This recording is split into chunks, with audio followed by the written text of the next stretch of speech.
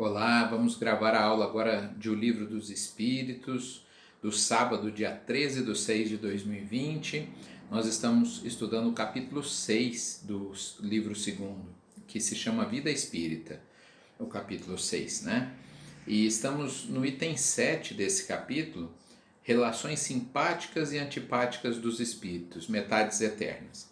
E a questão que nós vamos iniciar nessa primeira parte de hoje, né, é a questão 301, que Kardec pergunta: dois espíritos simpáticos são completamente um do outro, ou essa simpatia é o resultado de uma afinidade perfeita?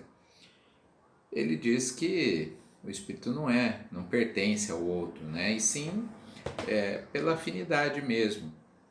Nós podemos, enquanto encarnados, atestarmos isso, não é mesmo?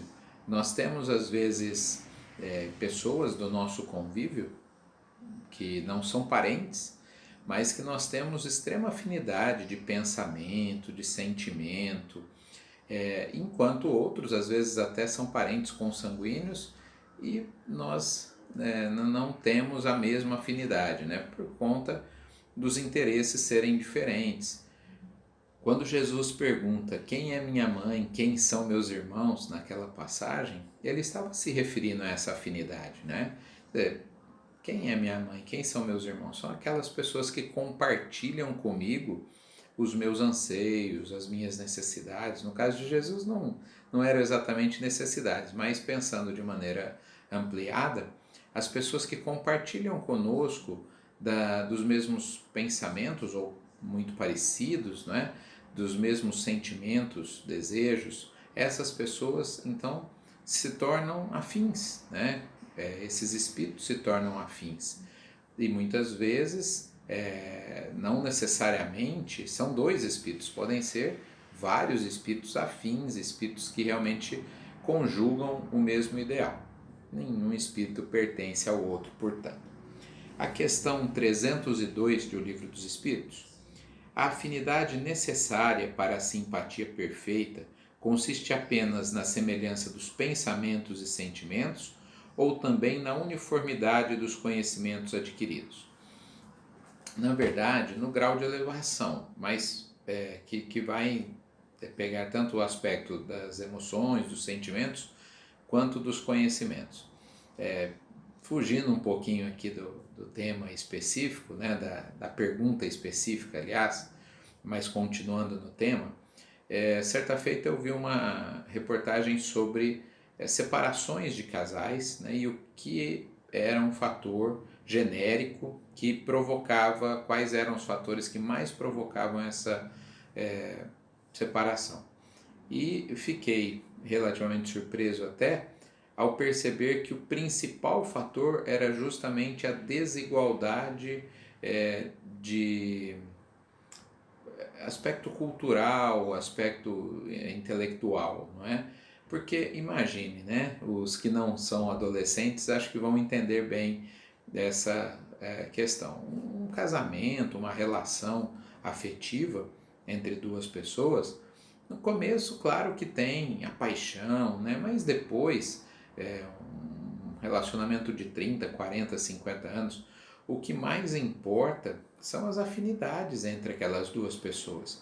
E caso não haja essas afinidades, a tendência é que o relacionamento se desgaste, não é?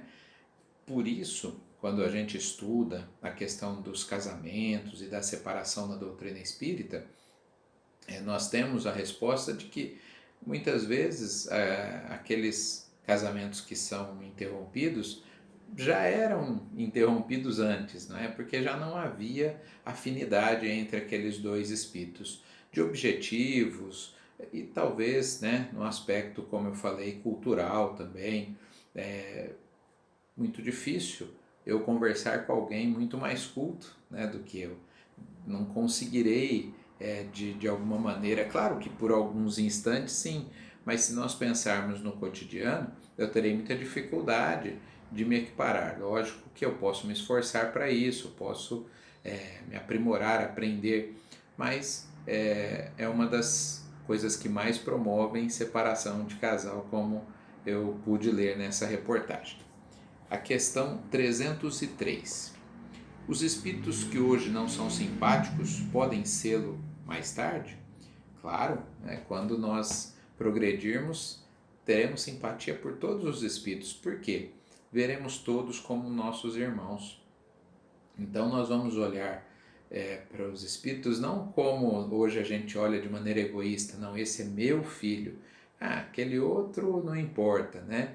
Essa ideia de posse, né? De muito egoísta ainda da nossa atual situação espiritual.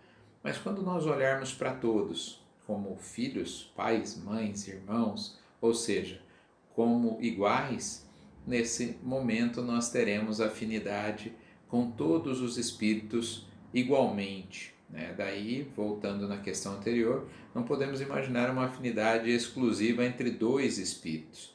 Então, imagine que Jesus, um espírito puro, teria apenas um espírito afim. Não, a afinidade dele é por todos os espíritos, porque ele ama igualmente todos.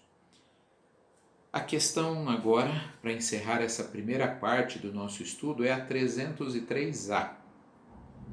Dois espíritos simpáticos podem deixar de ser?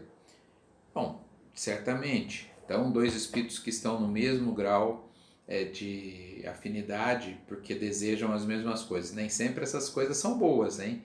Eles só estão, né, no mesmo patamar, então se igualam. Os semelhantes acabam se atraindo ali. Se um desses espíritos progride e o outro, né, no dizer aqui do espírito verdade, é preguiçoso, fica para trás, a tendência é que eles não sejam mais espíritos simpáticos, pelo menos por um tempo, até que esse outro possa também se desenvolver e de alguma maneira alcançar, né, aquele que progrediu primeiro. É muito comum a gente ver isso, não é? Muito comum nós vermos na vida encarnada pessoas que tomam rumos diferentes. Então, se gostavam, né, como amigos ou como casal, não importa, mas a vida acabou propondo coisas diferentes e esses espíritos perderam de alguma maneira a afinidade que tinham, né? Podiam ficar horas conversando porque tinham assuntos comuns, de repente cada um segue um caminho completamente diferente e aí já não tem tantas coisas assim para conversarem, já não tem tanta afinidade entre si. É importante dizer que podemos continuar nutrindo amor por essas pessoas, sentimentos muito puros e nobres de acordo com a nossa condição evolutiva, mas aqui, se nós pensarmos em afinidade de uma forma ampla, perderemos pelo menos um pouco dessa afinidade se estivermos em graus diferentes de desenvolvimento.